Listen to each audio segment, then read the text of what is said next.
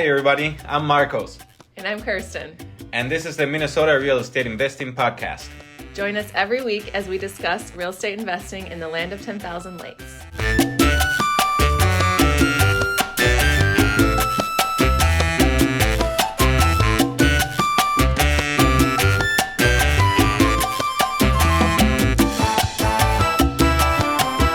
Hi everyone, welcome back to a new episode of our podcast. We're here today with Daniel and Amanda, investors extraordinaires here in Minnesota. Hello, how's it going? Hello. Hey guys, How's we've been here for an hour already, so Yeah, we had Yeah, some this technical issues. podcast recording thing is new to us as well, so if we make any mistakes, please forgive us. well, it's like Well- always so awkward when you start out. It just always is awkward when you start the podcast. So like, You know what they say, just give the first step and then just keep on walking. Yeah. Exactly. So, we're very excited to have you here, guys. And we want to share with everyone why we're friends with you, why we admire you so much as investors, and why, who are you, why you got into real estate and all that fun stuff. So, want to hear your story? So first, tell us how you got into real estate. Well, I guess I'll start and Amanda will fix all my mistakes. That's what we do. that's how we do That's how we do it. But, well, thanks for having us, guys. I mean, this is very flattering. We've never been in a podcast, and I guess it's our first one, so it's kind of And it cool. won't be the last time you're here. Yeah, but, I'm Daniel, by the way. For those, a lot of people who don't know me, I'm from Colombia originally, hence the accent. And from Colombia, I moved to Minnesota. I've been here for 7 years. I met Amanda 6 years ago, so we've been together officially for a while, but we work together, we do business together, we do a lot of our things together, pretty much anything that's related to life and business, we do it together. Really feel like that's a big piece of our business. It's our relationship too. But yeah, we got into real estate. I mean, real estate, it's been a lot of things taking us to the real estate investment world. There's a lot of steps behind before we started doing it. I started doing sales, and when I started doing sales, I was a lot into self-development. I still am a lot into self-development, reading, learning from salespeople or very successful people, and it all came to the same result as when I was studying a lot of successful people, 90% of them built their wealth through real estate. So to me, that was like, an eye-opening moment. An eye-opening moment. I was like, well, I want to be successful. It seems like a lot of people end up in real estate, so I want to give it a try. And that's how I got kind of like I got started in the real estate world. I'll let Amanda talk now, so she can tell us apart. Yeah, so I started just going to college, like everyone tells you to do, just go to college, get a job, figure it out, They don't really set us up for success when we're 17, 18-year-olds, not really knowing what to do in the world. So, I was born and raised in St. Paul. I've always lived in Minnesota, so I went to the U of M. I got my degree in psychology and public health, which I joke with people. It's so different, quote unquote, from real estate. But I noticed a lot of my background actually does tie in real estate, psychology. So I got my degree, and then I went into the mental health field. I was working for a kids' mental health clinic, and we realized that was very, very hard work, and just wasn't really for me. I wasn't, passionate about it. So You were very stressed out when you were doing that. I was, yeah. That was just like my job that I had was just not. It was tough. I was doing intake with the clinic, and so I was on the phone all day with people and with parents talking about their kids and their kids' mental health problems and situations that they're going through. So that was like, 40 hours a week of that. Well, yeah, because you're dealing with the parents that are worried about their kids, Yep. and it's Yeah, and I mean, on top of that, like, of course, the kids are having these mental health issues, but Yeah. like a lot of the time, parents were struggling as well, you know, with their own mental health Yeah. issues. So it was going through the whole family dynamic, which was just very, very tough. So I actually started learning about real estate investing through a friend who joined a real estate investing group, and so I started getting into it, going to the events, learning more about it, and I was like, man, I really see, you know, some opportunity with this. So maybe I should consider making this my job, you know, doing something in my 9 to 5 where I'm actually in the real estate world. So I decided to start looking for jobs, and I was like, well, it would be really great to be an assistant for maybe some real estate agents. Just start with that, because that felt like my easiest way into the world. And so I got a job as an assistant. I was working at Keller Williams. I stayed there for like a year and a half and learned everything about retail real estate and being an agent and everything. And I got my license as well. This was back in 2019. And then I felt I had enough learning done as an assistant, and I didn't really want to work for another person. I kind of wanted to be more on the sales side. So I moved to work for another company that's local to Minnesota. They're an investment group that buys and flips houses. So I started doing sales with them, did that for a year and a half, and then this past year, Daniel and I decided to go independent from any team and started flipping houses. So Yeah, before we jump into that, it just, you know, a lot of people think, I kind of want to, you know, pitch into that. A lot of people think that, you know, you just kind of become a real estate investor overnight. Oh. But in reality, Yeah. it's a lot of things that happened before that. I mean, we've been in our journey. I was doing sales, I was in construction. I met a lot of people in the real estate world, and I saw the people in the real estate world where they was making the big bucks. You know? I was doing most of the work, but I was not getting paid just as much as them. So I got the bug of real estate too, and then just like Amanda, we joined that group, learned a lot. We were reading a lot. We got obsessed with real estate, seriously. But it took years before we actually took action, right? Because we were learning, taking, reading a lot of books, taking a lot of those classes, online classes.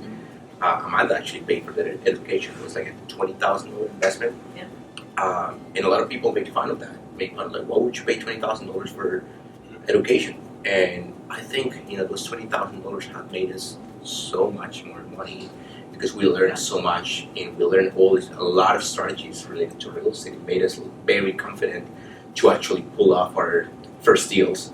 So, one thing I will say is, if people want to get into real estate, start learning as much as you can. Listen to podcasts, read a lot, and go work for somebody else for free. While Amanda was being an assistant for these agents, I also got my real estate license, and then I was like, well, you go learn about the residential world, I'm gonna go learn about the commercial world. So I got my license and started working with these companies selling apartment buildings. And I worked there for a year and a half. And you guys know how much money I made? Zero. I had a feeling you were going to A say year and a half. I made zero Wait, are money you still a licensed agent? No, I'm not. Okay. I'm not. You got your license though? I had my license back then. Yeah. Oh, wow. Yeah, it was required. But I made zero money.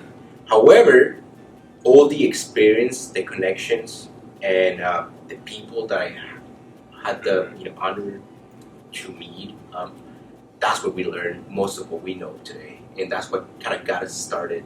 And all the investment deals, the real estate deals that we're doing these days. So yeah, I mean, just gotta put some work out there. People are looking to get started. Just go work for free for somebody else. Yeah, at the beginning it's gonna suck because you're not gonna make a lot of money, a lot of cash. But long term, that's the thing. Let's just think long term. Long term, it's definitely gonna pay out. And us being willing to work for somebody else is just kind of what really set us up for bigger things. Yeah, and like you said before, most people think that you become something overnight. Right. Whatever that is. In our case, because this is the topic of our podcast, as an investor, and that doesn't happen. Like, we all have our backgrounds or history. Like, I got my license the first time, and I say the first time, because I got it for I let it lapse a little bit in 2013, but it took me until our daughter was born to start investing. And then I was like, well, yeah, I need to get my license back up because then I'm going to save some money. Right? Yeah. But everyone's journey is different, and like, construction, real estate, like psychology, like Kirsten is an interior designer. It's like I have a psychology degree too. and you have a there you go. That was the first time when I went to school. The first time. I Yep. have 2 degrees. Yeah. No, you have like 4, don't you? But here's No, the I'm thing, you know what, to your point, that is one of the reasons why we like real estate a lot. It's, you don't really need to be ultra qualified, you don't need to be genius, you don't need to reinvent the wheel. Right. As long as you're willing Yes. to put the work, Mm-hmm. take action, learn, and also take action, man, you're gonna make it happen. Exactly. Yeah, it's just as simple as those 2 steps. Learn and take action. Learn and take action. Yeah.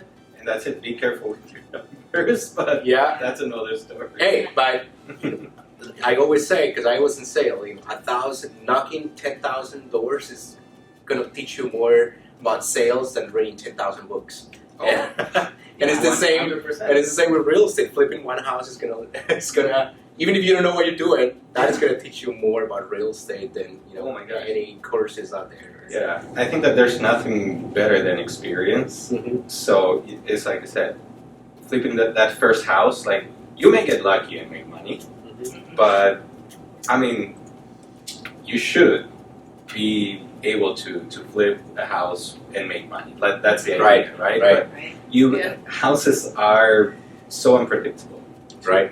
and that's what I see a lot. Because, for example, we just had to let go one of the deals that we were working on, and we worked so hard that we're going to talk about in another podcast. Yeah.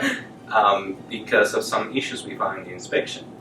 And good thing we found them in the inspection, because if we bought the house and then we were like, yeah, everything's fine, we're just going to go with it, what happens after? Like, then you have a $20,000 bill and there goes your paycheck. Right. Yeah. That is why I will definitely advise people, go work for somebody else, even if it's for free, but you learn from somebody else's mistakes, and then you have to pay for them. And get educated, like leverage the resources Right. around you. Yeah, and leverage people's experience. Go work for people that, find a mentor who is someone that you want to be. Yeah. That's like my number one piece of advice. Yeah. And Yeah. go work for them. Do whatever it takes. Like even if you're working for free. I Right. think the underlying theme of everything is like ultimate sacrifice. You just have to do what it takes and just like give your time or give whatever you can to get a step up and Yeah. continue to keep going. Yeah, I mean, like looking back at things we did. I mean, Amanda learned so much from working for these other agents, and then as soon as she quit working for them, she made a killing. I mean, Yeah. it was great. Yeah. In my experience, like I didn't make one penny out of that commercial real estate agent job, but I met the partners that now I work with, and then we do all these syndication development deals where I'm part owner of those projects. And you know how much I know about development? Zero. I'm a zero. I'm a zero. Yeah, well, now But now I know a lot more. But just by being in the industry, by meeting people that and trying to provide value. try to provide value, I think that's what it is. To just always provide value. If you provide value somehow to somebody else, life's gonna pay you back. That's how it is, and real estate is no different. Yeah. Well, besides, it's a team. We always say, like, despite you not being part of the same team, or maybe, I don't know, for example, you guys have a similar setup as we do, although you do more commercial, like, focus exclusively in residential, but, you're a couple, you do everything together, like your business, your life, it's all together, and you could see us as competitors. But we're not. Like, we're gonna help each other, and we have helped each other in the past too. So it's like, and it's a win-win situation all the It is. time. Yeah. And that's what investing is like. Well, it comes down to that abundance mindset. There is plenty of money to be made out there, and then you don't necessarily have to compete. You have to collaborate. Even if somebody else is doing the exact same thing as you collaborate, and now you grow. And not only just grow, you don't grow horizontally, now you grow exponentially. Yes. Because you actually collaborate and do a lot of, provide a lot of value to others. So. Yeah, so I think that's a good segue into tell us, you said you wanted to make a team and all of this, so tell us about the beginnings of 2022 and after you got your license, everything, what happened about a year ago. Tell us how this year started. Yeah.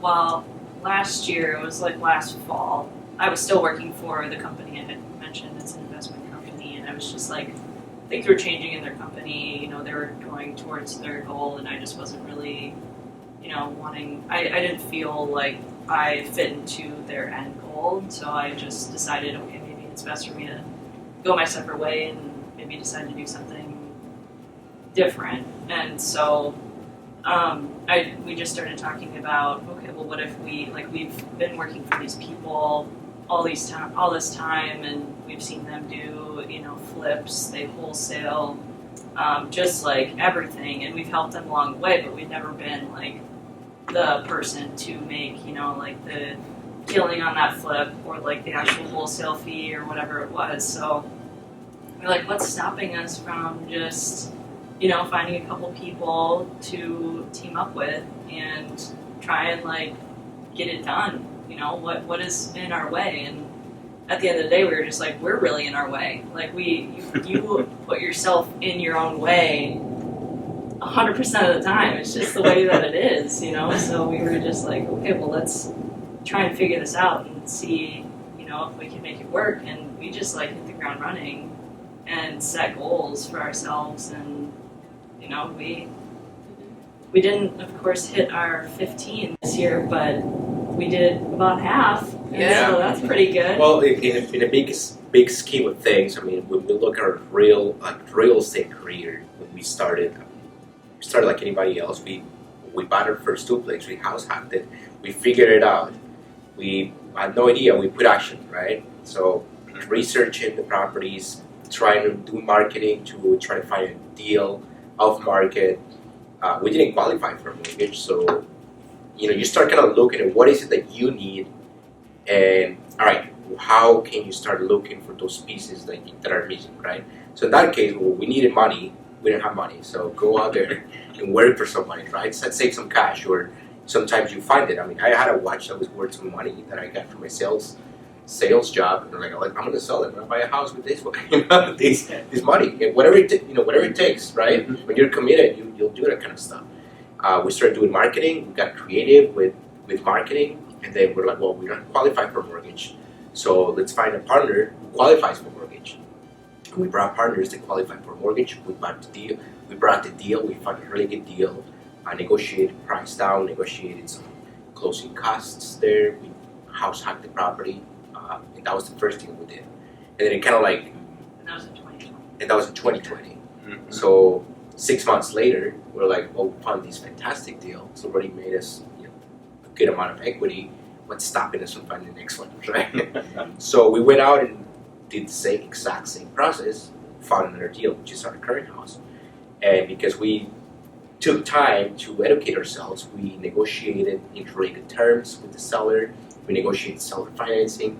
Again, we just start looking at the pieces that you're missing, and then just work your way and all right, well, how do we figure it out? How do we find those things that we're missing here? So we needed capital, we needed financing, all that kind of stuff. So we figured out the deal. And then it gave us confidence too. Then we flipped a condo. We made good money out of that condo. And then we flipped another house and we made money out of that house. Well, what's stopping us from actually scaling? Now you get confidence, right? It's like the snowball effect. You get one deal, that one's the hardest one, right? And then you start getting some confidence. And your first one is the hardest. So then we're all right, well, we're going to make it a goal. We're going to buy 15 properties, and we're going to flip it. Why are we going to flip it? Because we're going to take all the money we make from the profits, and we're going to reinvest into long-term properties, long-term holds, which is the end goal of real estate, actually, to hold real estate. Yeah. Because if you have to sell it to make money, then the real doesn't really make that much sense. And so we started buying property. I mean, we just really didn't know how to run a business, how to manage accounts, how to manage financing, how to manage investors, how to manage contractors, stuff like that. But we're like, we'll figure it out. Figure it out. Yeah, and you and guys did. I mean, you did amazing things this year. yeah, I mean, it's You learned so much. Mhm. It's amazing. Like, hearing your story now, I'm like, oh wow, like they did all that from like you did all what you did in the last year from knowing like nothing. right. Like I don't think I could have done that. I mean, you'd had the education and stuff, but like just hearing you talking, I'm like, what? I would not have had the balls to do that. Right, Like- but You just gotta go for it. You did, know? yeah. you just gotta go for it. Seriously, Yeah. I mean, it just comes down to you do. Yeah, you can only learn so much, but if you don't put action, it's the Yeah. same as nothing, right? Yeah. When you're actually acting and doing things, I mean, there's a lot of lessons that you would have never thought about studying, right? I mean, Right. you learn so many things out of this Yeah, year. good and bad. Good and bad.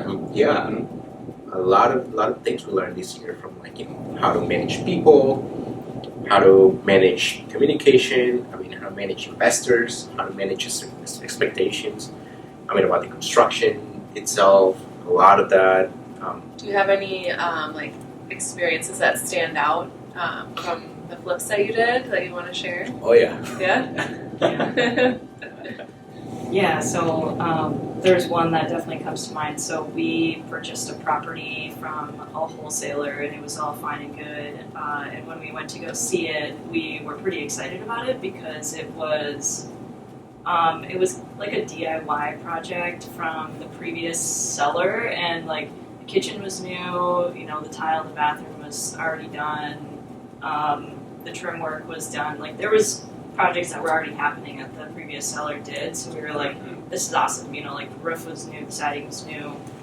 And we're like, nice. great, we have to, I'm like, great, we just need to come in with, X amount of money. I don't even remember what our budget was, and we're like, we're gonna just, put the patches on and resell it, and we're gonna be in and out of this thing like super quick. We were not in and out of it super quick. Oh. So we went to purchase it, and it was actually a really quick closing because, and red flag number one, it was a 3-day closing because our wholesaler, he brought it to us, but then he was saying, oh, well, I'm actually gonna keep it and, do the flip myself, like me and my wife are gonna work on it. So we were like, okay, move on. And then last minute, he's like, I know, he came to us and he's like, no, we're actually not going to flip it. Like, we need a wholesaler. Can you get closed in 3 days? And so, I mean, we had already seen the house and we were like, this is, going to be a good one. And we were like, yeah, let's go. But I think, in that moment, we missed a lot of due diligence that we should have done. Just because we were excited about the project and we, thought that things were going to be easy and that things were done right and everything. So, mistake number one, don't just close just because you're excited about it. Mistake number two, don't trust DIY sellers, and I'll get into that in a moment. So we close on it, and we discover that there's a whole list of open permits that were done, and that the seller had done a really bad job on the plumbing and some of the electrical, and just made not very good choices in his work. And then also on top of that, we were dealing with a city that very much had their hands in the property. It was bad. They were wanting us to, escrow a lot of money at closing, which we agreed to because we're like, we'll take care of it. We'll just go in and finalize these permits and just get the ball rolling.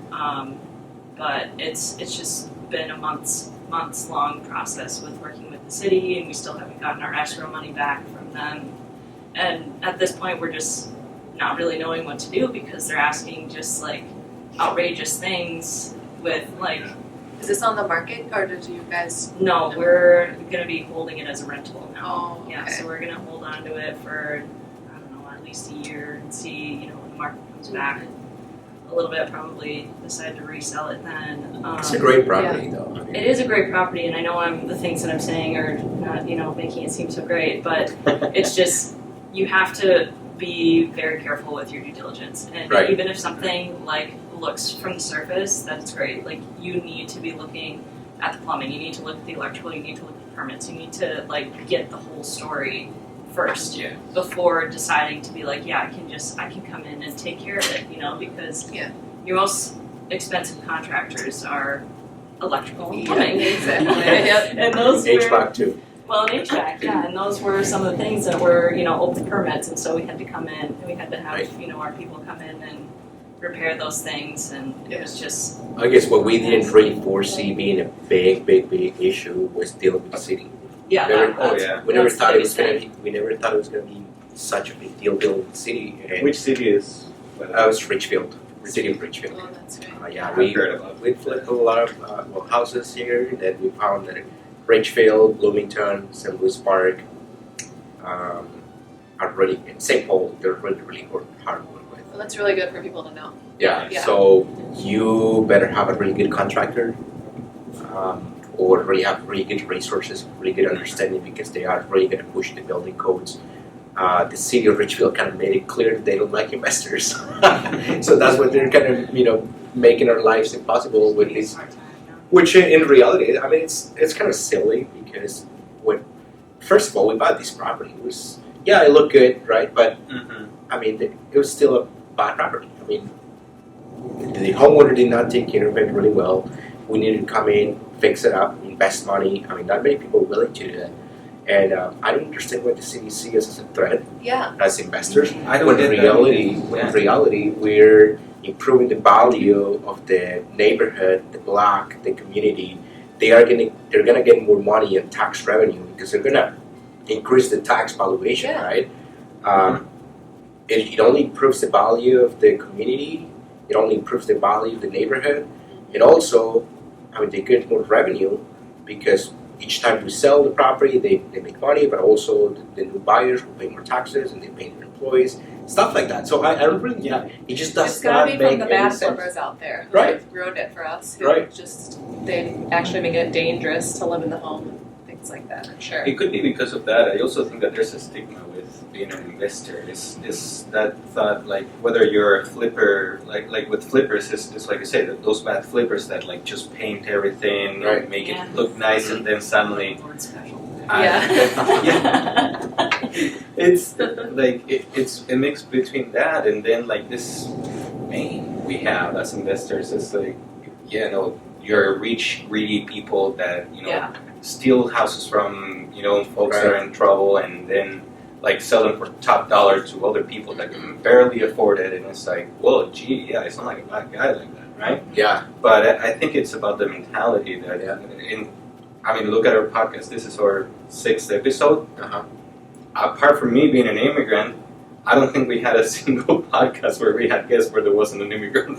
yeah, Yeah. I mean, we're normal people. We're not rich people. Right. Like, we're sometimes barely making it to the end of the month. Right. And we're like wondering, what the hell's going to happen? Yeah. Well, real estate is another business, but Yeah. it so happens that real estate, which is a great thing. I mean, real estate is the business that moves the economy.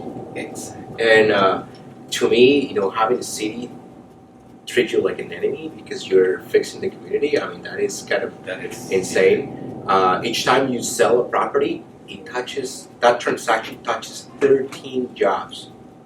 13 Yeah. jobs, from the title company, I love title it. assistants, mortgage, underwriting, agents, inspectors. I mean, you think about it. How many people are involved? Appraiser. How many people? So 13 jobs on average each transaction. Yeah. And yet still, the That's city why the sees us government- Yeah.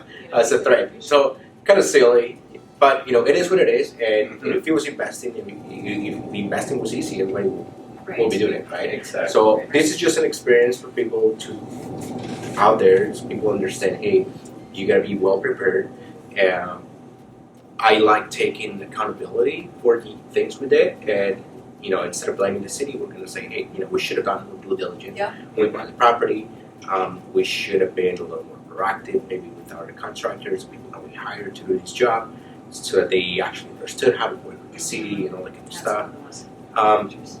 So we Yeah. you know, I don't not to put in any blame in anybody else, but it's always good to reevaluate all these lessons and see how we ourselves can control the And situations. how we could have handled things better. Yeah, exactly. Yeah. So that is a great example there that Amanda said about one situation is here. But not only that, I mean, another thing we could have corrected is having a better team handling the whole situation, right?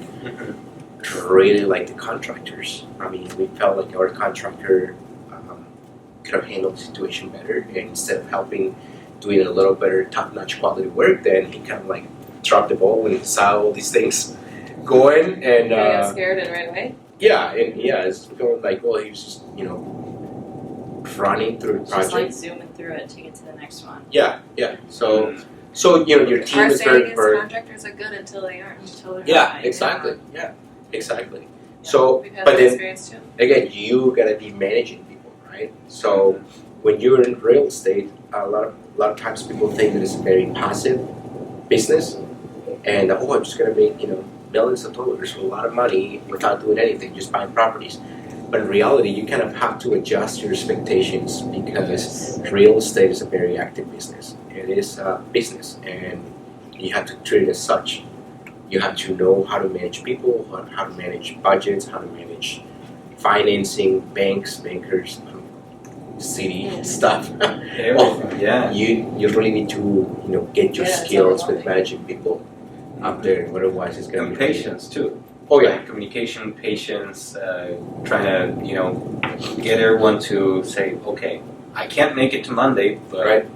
can you at least, I don't know, can we work something out Right. here? Let's meet in the middle. Negotiation skills. It's really important there too. Right. And yeah, with contractors, it's just a matter of telling them, this is what I expect from you. And Right. Do you want to get paid? Do this. Right. I mean, Yeah. I value your work and everything, Yeah. but you have to do what's expected. And Right. with you as a contractor, and if you're charging me all this money to do electrical, to do plumbing, or to do Mhm. whatever,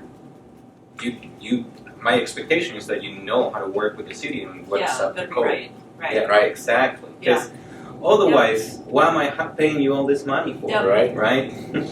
Exactly. Yeah, that's it. That's exactly. So that was one good experience from a deal we did that didn't turn out to be as great as as we thought. But Do you guys have any regrets from No. this year? I mean, yeah. I mean, Yeah. there's a few things where like, well, we could have done this, and not jump, just not get too emotional. We got really excited about like, well, we're gonna flip 15 houses. Let's just keep buying this one, and let's buy that other one too, and that other one. Mhm. When in reality, a lot of times people think, well, just buy another property. Oh my gosh, you kill it. No, in reality, is well, buying the property is not the goal. Like when you buy the property, you're just getting started. Yes. You know, That's the what first the step. Yeah, that's Even definitely if it's a flip or a rental or I don't know, a new development deal or whatever it is, you buy a property, you're just getting started. You have not gone through the finish line. That's when the hardest work starts. Yeah, you have to do a lot of sweat equity and like due diligence before you buy the property. But the moment you buy it, then it comes down to management skills and the time and effort that you put into the deal. Because otherwise, That great. yeah, exactly, it makes or breaks the deal. Yeah. So some regrets is like, well, should have been a little more diligent about some properties. But again, I mean, we still learn so many lessons, and yeah, we're breaking even in some projects, and we still make money in some other ones. We're losing money in a couple deals, just because that's the reality of it. And when you do that many flips, yeah. I mean, Yeah, Yeah, it's it's bound just to the happen. nature of flipping. and then I just feel like we've learned that we first we learned all these business skills, right? But then also we learned that we didn't really want to be in the flipping business. We were just using it as a stepstone to actually get into the multifamily commercial business and just be a little more passive there, or be just partners, because there's, in my opinion, there's a little more meat on the bone so that you can actually have a team helping you out and all that kind of stuff. So we were just we were just saying, hey, we're gonna make money on flipping, and multifamily is our deal, but we just want to use it, the profits to reinvest And it didn't go that way. Yeah. But still, But you guys are so much better for it. I mean, Oh, yeah. Yeah. Oh, 100%. Yeah. So, Well, I think like going off of that, I think like as an investor, it's really important to figure out your investor profile and like Yeah. really what you're passionate about, because Yes. we were not passionate about flipping. So I think Yeah. sometimes we kind of let things Yep. like slide a little bit when we really shouldn't have. Yep. But that's just because we weren't 100% passionate about it. Yep. We weren't like, 100%. you know. I mean, I don't want to say we weren't excited about it because we were, but it's just like wasn't the number one strategy for us. right. So Yeah. that's like It something was very just important. a medium to get to Yes, the end yeah, goal to get that to the was next- Exactly. completely different than Right. what you were doing right now. Yeah. It was like kind of having a job, basically. Yeah, Exactly. it was, yeah. Yeah. Right. Whereas I feel like, that, Yeah, no, it was though. for somebody getting started, realizing what is it that you want, because there's so many ways of making money in real estate, realizing what is it that you want, what fits your lifestyle, and what expectations you have for your life, Mm-hmm. that is going to help you a lot. Because, I mean, I can look at, like Curtis, I mean, you have amazing design skills. And, I mean, your flip, I mean, look at that. I mean, Yeah. you guys did really well with that project, right? Yeah. Yes. You have an Because insane I'm skill. passionate about design. Exactly, Yes. right? Right. Whereas Amanda and I were like overwhelmed. Looking at Yeah. Pinterest Taking, like, ideas. an entire day to like design a bathroom. Right. I So know. we're like, oh man, let's just do white and white. It's just gonna go. Whereas when you have that passion, that it just shows, right? Yeah. So for Yes. us, it's like, well, we really are more passionate about. We really are passionate about the real estate, just not the flipping side of things, because it was very active. It felt more like when you own a flipping company, it's like you're in the construction business, the development business, Yeah, pretty you're- much. GC. Yeah, Yes. you're a general contractor. You I mean, are. you really are in the construction business. You're not in the real Yes. estate business. Yes. And And you're technically not an investor if you're just flipping. yeah, exactly. You're Yeah. not. Yeah, Right. you're not an investor because it's very active. It is a job. Yeah. It Right. is a Well, job. I think even I don't know where I heard this is like not definition, but you obviously too because of taxes, you're an only investor when you're actually holding properties. Yep. Mhm. Exactly. Because Yeah. your money's working for you then. Right. But Right? one Yeah, thing we did realize is all these skills, even if it's a flipping small condo, they all can be transferred into doing bigger deals that are actually better for you. So it depends on everybody's perspective. But now, if you can flip a house, you can do a lot. If you have the skills to flip a Yeah. house, That's like you- the hardest, yeah. Yeah. yeah. So at the end of the day, it's Yeah. kind of a cool thing because you got trained with the really hard stuff. Yeah. It's you know? only gonna get Yeah. easier from here. And yeah. So it can get a little easier when you get into Yeah. the rental business, into multifamily. I mean, Yeah. multifamily, yeah, numbers are bigger, but Yeah. when you see the operations, the risk profile, the way you have to manage it, it's a lot different. And Yeah. actually, flipping a house is way more work than flipping a multifamily Mhm. property. Because for flipping a multifamily property, you have enough margins there where you actually hire the general contractors, Yeah. the property managers just to like- handle all that kind of stuff. Yeah. You manage them to manage that work. Mhm. Whereas in flipping, you don't have margins, so you have to be the accountant, you have to be the general contractor, you have to be the designer, you have to be the cheap labor, the guy Yeah. bringing the Wear all the materials, the hats. agent. Mhm. You have to be the capital guy. You have to be the finance, everything. Such a headache. You have to wear all the hats, right? Well, Yes. but besides, like we were in such a unique market where, like, it's not like before where you could find a really discounted property, just fix it up a little bit, and then resell it for a nice profit margin. We were in a market where everyone was wanting top dollar, on, off market, no matter how your house looked. Right. Like you could sell that thing for like twice as the amount as 2 years ago. Yeah. So in flipping during that time, it becomes really challenging too, because Right. then it's like, okay, I need to be really careful with, all this margins here, because Right. the moment you buy it, it's like, okay, that I can't take that back. Yeah, now. the clock starts ticking. Exactly, and then you have holding costs, Right. which if it lasts longer, the project like that project did, you thought it was Yeah. going to last probably what, a month or two, something like that, Right. maybe 3 three, months. and it ended up lasting. We bought that in We bought it by the end of June or May. No, I think May. it was May. May, and we're just doing the refinance, but we thought it was gonna be like a 1 month, 2 month, like. The rehab was gonna be. I mean, we thought it was gonna be like 6 4 weeks. months tops, just from the moment we bought it until we sold it. And Yeah, and we were trying to be conservative. Yeah. Yes. With Oh my gosh. But then also the market changed. Too. Yes. Like that was Right. right in the Well, yeah, you bought it kind in of May. cost. Yeah. Of, Yes. You know, things kind of taking a turn, and that's another Yes. mistake and lesson that we did not really pay attention to is the market and like what the Fed is saying, because we didn't really take into account the Fed and their meetings, and because like they were saying this market was going to happen. Yeah. They said it, like they were Because not they want it. Yeah. hiding it. Yeah. It wasn't a Yeah. secret to anyone. Like they were public about it. I mean, if you look back at like their meetings back in January, February, they were saying, "Hey, we're going to raise interest rates 7 times this year. Yes. We need to fight inflation. We are going to be very strong about this."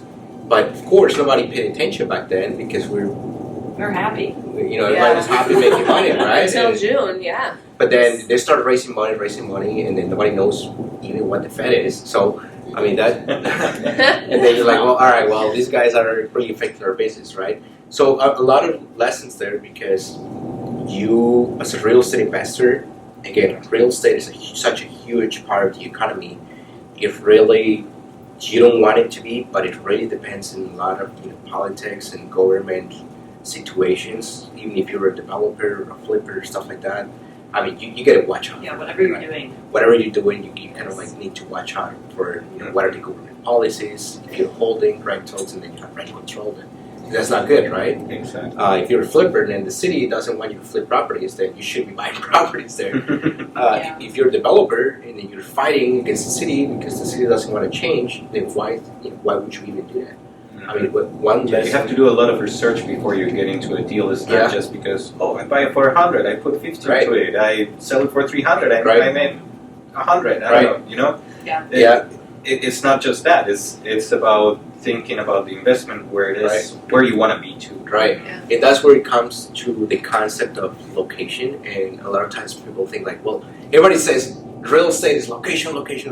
But what is location? How do you define location, right? Yeah. A lot of people you say like, well, it's a good school district. What's a good? It's a nice street. No, it's a nice street. But reality, It's like- location. If you're in real estate, you don't understand the concept of location. Then you're kind of Yeah. in a bad position. Yeah. But you gotta understand data. Location in reality is about data, about how good the neighborhood is, how many people are moving to the neighborhood, Population. what's the population growth and decline in that neighborhood, what's the crime rates, what is the local government in that neighborhood, in that area you're buying properties, what are the policies, what are the big businesses supporting the local economy in that area that pushes price up or down, make it more desirable or not. So there's a lot of factors there.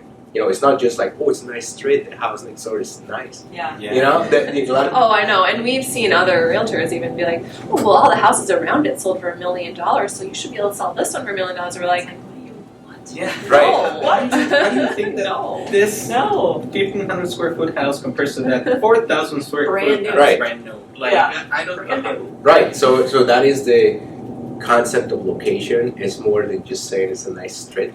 Yeah. It's actually a lot of research, data, and due diligence that you as an investor have to learn how to do. Lots of market analysis, right? yeah. Yes. Or And when help from a realtor, like, that knows how to do that. Exactly. You know? Yeah.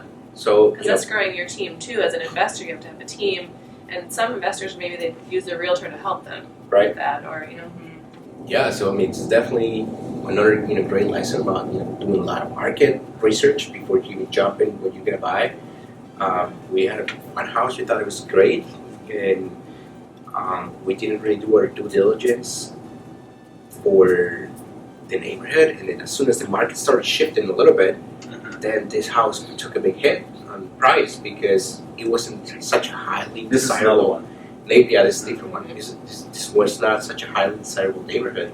It was, it wasn't that great, right? Mhm. Whereas if you pick a really good location, it doesn't matter if you have a bad looking property, people still want to be there, yeah. right? So the concept of location and understanding what's behind it and doing all that analysis before you buy a property, that plays a big role in if this investment's going to be good or not. We made a similar mistake with a property that we helped someone with. I mean, the market definitely had an impact on it, but It had a big impact we on thought it. the I think, location, it did. I mean, we thought the location was really good, but it had planes Right. just flying right over the top of it. Right. Yeah. And we didn't really think about that. Right. And that, I think, Yeah, Well, it's because tough. Yeah. what we thought with that house is that all the houses in that same block, half a mile. When I do a CMA, I don't do over half a mile because I know that in high density areas, that's what appraisals do. Yeah. So I go what an appraiser is gonna go by. Right. And I went by that, and I saw, geez, this could break the 600,000 a year. Right. You know, but I didn't tell that to my client. I was like, high 500s, you know? Yeah. And that was conservative at the time. Right. And we ended up selling it for low 500s. Yeah. And, Because of the almost- shift in the market and the fact that we didn't do our due diligence on the location. Right. Mhm. Yeah. So it's Yeah. another great lesson that Yeah. the listeners here can probably learn from. And Yeah, then in and- airport, I learned about the MAC program and Right. all that stuff. Yeah. And I was like, well, Look, I mean, I say, learning experience. I'm Yeah. working with partners now, and we're doing these development projects and stuff like that. And what are the things we look at? I mean, it's all that growth, income, job, like medium income in the area, or the big employers, how far away they are. Like those are the kind of things you have to look for. And if you're doing it for a development deal, of course, I mean, it's because it's a big project, right? But it's no different than when you do it for a rental or flip. It defines, if you do that due diligence, you're going to be really well positioned Yes. to have a good deal in your hands or not. Because that right there, it tells you, hey, this is going to be, if it's a high crime area, you're probably not going to get top dollar rent. And if you do, then it's not going to be a legit tenant. So, the full concept of location is definitely something that people should learn, when getting into real estate. Yeah. And the last very important lesson we learned this year, I think, was about the team and the people we work with. Yeah. We had some issues here and there with some investors. Well, not some investors, just one investor in reality. Just one investor, but there's a lot of miscommunication, and our expectations and our core values didn't really align. So we ended up having issues, and not because the deal went bad or anything, just because a lot of times, things just get in your emotions. Oops, sorry, that was my fault. That's okay. Here's another investor calling right now. It'd be funny if it was the one you were talking about. No. These people are awesome. No, but most of our investors, they're all fantastic people. These But people are awesome. Yeah. This one These are great. No, I mean, no, we just did not expect it, and we don't, have a. It just like put lots of personal feelings, put a lot of unnecessary stress in the deal. yes. And the deal was not even bad. The deal was amazing. And the deal did well, but we were feeling very stressed out because the investor was just freaking out. And we should have done more due diligence on who we were partnering up with. Yeah. Sometimes I don't know if you could, because people, they can portray themselves a certain way until Right. it gets in a stressful Yeah, so I situation. think that's where kind of we were at with this person in particular, is we felt we were kind of on the same page, and they're a very successful business person from what we have learned in our meetings with them. So Yeah. we were like, I think this will be a good, experience. And then, the timeline just got a little wonky with things taking a little bit longer with the market. But and it came to a point where they just started getting really aggressive with us and Right. just demanding, and we were holding up our end of the bargain, right? It was under contract. It was just contingent on the buyer's house selling. So it was just a little blip in the process. But she, just got pretty it got a little messy there. So. Yeah. A little messy, but again, it's just a matter of, it was just communication, maybe setting up expectations, and we could have avoided the whole situation by just not doing a better due diligence at the moment of doing the deal, like maybe not taking the money, or maybe not using them as investors. But I think to Kirsten's point, it is really hard to predict any sort of situation like that happening and Right. predict how people are actually going to handle Exactly. Right. situations. So I think it's just you can't let that stuff scare you away from Right. going to the next investor and Right. doing a deal, because I think you're never not going to have issues. No. It's Right. even No. if you know someone for your entire life, and if something happens, especially when money is involved, it Yes. just gets really. Even family members. It can just get really sticky. Yeah, right. So I mean, you can't let that hold you back, because issues are going to happen. Yeah. It's just And it. every Period. Yeah, that's real estate. That's it. Yeah. Things are gonna come up. All the Issues time. are gonna come up. It's But I think it's setting expectations with that person and making sure Yeah. you look at, yes, this could go very, very well and we can both make a lot of money. Mhm. Or Yeah. on the other hand, this could not go Right. very well, and things might happen. We need to consider that and maybe make a plan for that time if something does happen. So I think communication is really just the biggest thing, instead of just being oh no, it's gonna be great, market's strong, blah blah. No one knows what's gonna happen. right. Tomorrow or No. Yeah. whatever, or in 6 months from now. No one knows where the market's gonna go. So Yeah. Yeah, think we it's could just wake getting up honest. next spring and have another 2022. yeah, right. mean You 2021. just don't know. So, 2021. Well, 2022 was even higher, but yeah. well, only Right. until May. I think it's Yeah. just tricky, working with investors, because of course you want to sell them on the dream, but then also bring them back to reality at the same time. yeah, and that's really hard to do. Yeah, and how many times maybe they've invested with somebody else? Because I don't know if that person this is one of the first times they've invested. Okay. Yeah. Interesting. But it's okay. Yeah. It's no, It's Yeah. it, No it hard just feelings. Yeah. there's It a is. lot of issues that are gonna come up as a real estate investor. Yeah. It's just how you react to those situations, because we were talking about the whole stress situation, managing stress, and all that kind of stuff. Real estate can be very stressful, but Oh, you just yeah. gotta understand how to manage, control yourself, control your emotions, and think clearly. And then it's chaotic. I mean, that's the reality of things too. Real estate is very chaotic. It's not. Yeah. It's not. There's a lot of what ifs. There is a lot all the of time. sticky situations at any point, but you just gotta take the best approach. Yeah, have some equanimity. Just Yeah. be calm in times of chaos. Yes. And yeah, that's Easier that. said than done. Yeah, just if Oh, you yeah. calm Try your down, best. if you remove your emotions from it, Yeah. you're just gonna be able to think a little clearer, Yeah. think better, and then just take really good decisions. Yes. Yeah. But yeah, that's another big lesson we learned this year about these other projects. But on the other side, if you have really strong relationships, so real estate is a people business too. You have so many relationships. If you have really good relationships in place, that can definitely help you scale your business. If your relationships are very tricky and not the best, then you might not even be able to get your first deal. Yeah. So it's a people business. If you know how to deal with people, hey, you can find investors, bankers, contractors. People are gonna come fight for you.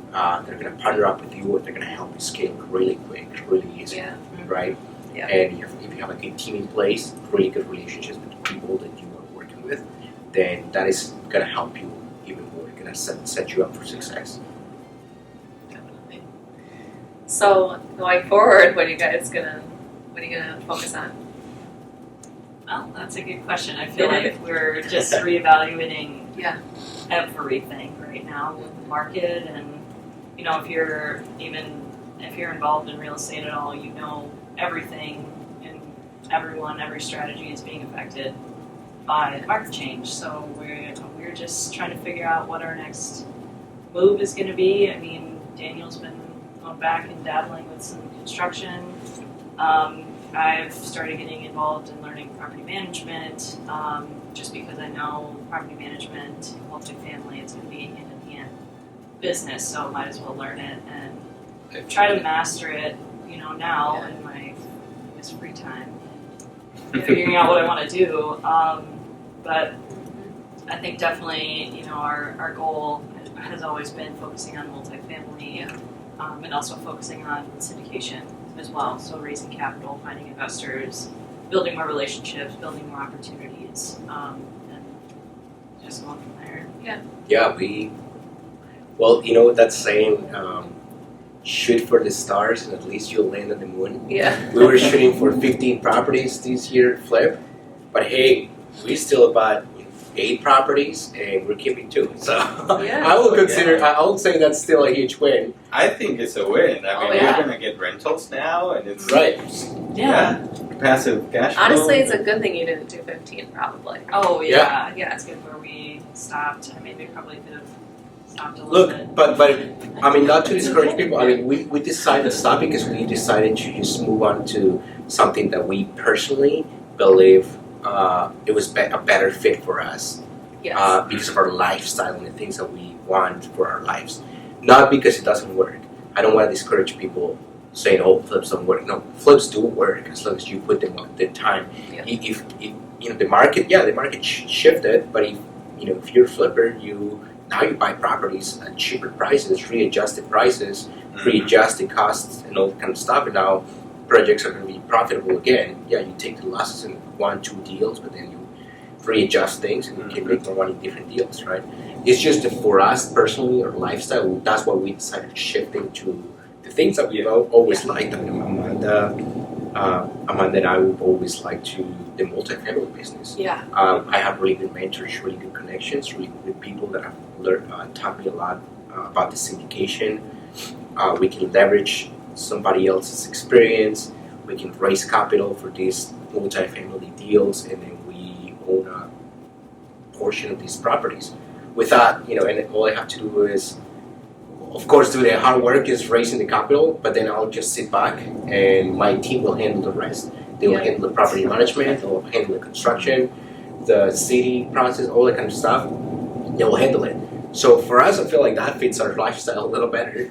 And also we want to buy some more multifamily properties ourselves that we just can keep long term. That's why we also decided to move away from flips, because flips, you're not going to be able to keep these properties. You have to sell them. And we don't want to sell property. We want to hold this property. We want to make sure that it's a long-term play and not just short-term gains. And we learn it from our taxes too. We got to pay taxes for the flips we made, and you guys are gonna have to pay taxes too. Yes. So it's all beautiful until you see your tax bill. Exactly. And you make numbers and how much you made in your flip until you actually see your taxes like, oh. Yeah. Don't even look at the profits you made, because it's not going to be that at all. Right. Yeah. And then and one thing I want to say for people just kind of like at these uncertain times, it could be a little risky, but I always say, well, just go back to you improving your own skills, and that's what we're doing. We just now we're like exploring different things about what are our skills, what else can we learn, who else can we meet, how can we just learn a little more so we can keep it advancing. Just Go back to the basics. You go back to basics, and then you are able, if you take a really good optimistic approach, you can then be able to pivot and do something different and make it successful too. Yeah, and sometimes you just need, like we were talking about this earlier, you just need some time to think and see what's next for you. Don't just rush into any decision, because it's actually gonna make you lose money probably. If you just trying to rush into something. So it's good to just take time, sit with it. Okay, where am I going next? Right. Yeah. We're doing the same thing. Our lives seem to coincide in strange ways. Hey, it's the life of every real estate investor out there at this moment. Yeah, that's true. Because everybody's restructuring the business, especially people who are speculators. It's funny. People who are speculators right now, speculators I mean flippers, rehabbers, developers, single family developers. When you need to sell a property to make money, then maybe that's not the best deal. You know, but if you are actually if you have multiple exit strategies, if you can hold the property, cash flow it, use it as a short-term rental, mid-term rental. I mean, if you have multiple exit strategies, that is a really good deal. Yes. So that's why we just decided we didn't want to do flips because there is so much risk for this little bit of a reward. Whereas if we actually hold rentals and multifamily properties, the risk just is it's reduced significantly. Yes. And then now the potential for reward is huge. And it's funny that you mentioned that because when you see numbers on a flip, you make 100,000 here, 50,000 over there, another 20 there. It's like, what do you mean that there's not that much profit on it? And it's about the exit strategy, Right. Is that what you're talking about? Right. Yeah. Well, what I'm talking about is, a flip could make you $100,000 if you buy a really good deal. You need to put a lot of time. So, but before you get paid $100,000, for you to make those $100,000, I'm speaking from our Minnesota market here. Yes. First of all, if you buy from a wholesaler, you're never gonna make $100,000. You're gonna find your own deal, right? Yeah. You're gonna find your own deal. And in order for you to find your own deal, you're gonna spend a lot of money in marketing and a lot of time on it, doing that. So right there, just give you an example. Before we bought our house, and this is like a home run deal that we did. It's our personal house. It's a home run deal. But before we bought it, we spent really 5 or 6 months. And marketing, 3 months of marketing, and then developing that relationship, probably another 3-4 months. So it was like 7 months total before we bought the property, in order to make those 6 figures, right? And then you start, accounting. If we were to flip it, then you're gonna account for the taxes. You're gonna be hit in taxes, big, right? Also, any small thing can change if you're flipping, and all of a sudden the furnace went. It doesn't work anymore, so you have to pay another $5,000 or a lot of big things, a lot of big risk that you're taking on. And if the market shifts, you have to sell and break even, or maybe take a loss, and then you have to pay for the holding costs because you didn't make any money while you were holding the property. And also, luckily, you guys are licensed, but what if you weren't, right? I mean, then you will have to pay all those commissions. All those title fees, all those holding costs, you're liable for all that kind of stuff. And then if you have to sell the property at a loss, then, the bank might take it from you, but you still have, bad reputation now with any bank. You're gonna have bad record. Maybe you don't get foreclosed on or whatever, but you take on all that personal liability. Whereas if you hold properties long term, and again, this is my perspective from my investor profile.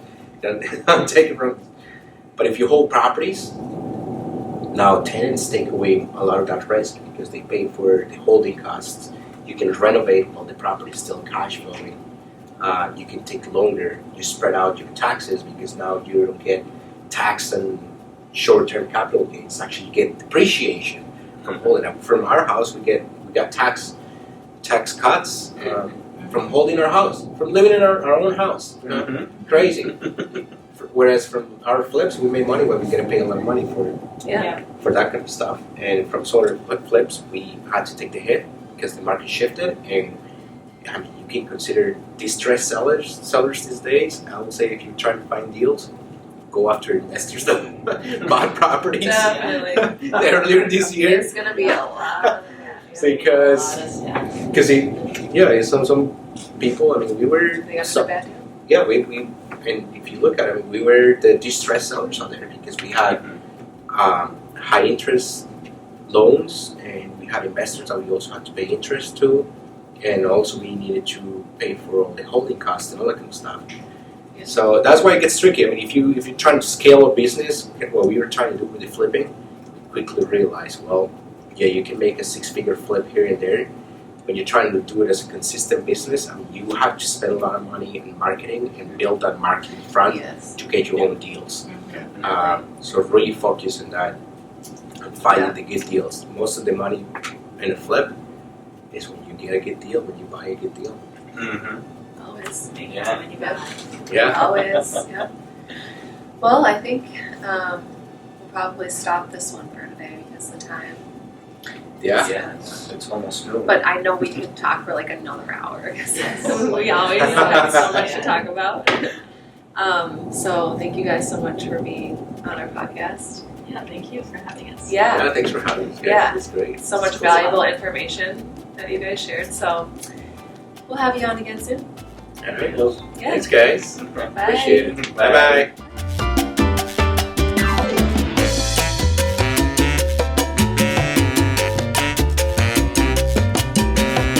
Thank you for listening to today's episode. We hope you enjoyed it and took some valuable information out of it. If you want to reach out to us with comments or questions, you can find us on Instagram, Facebook, and our website, milagrohomesre.com.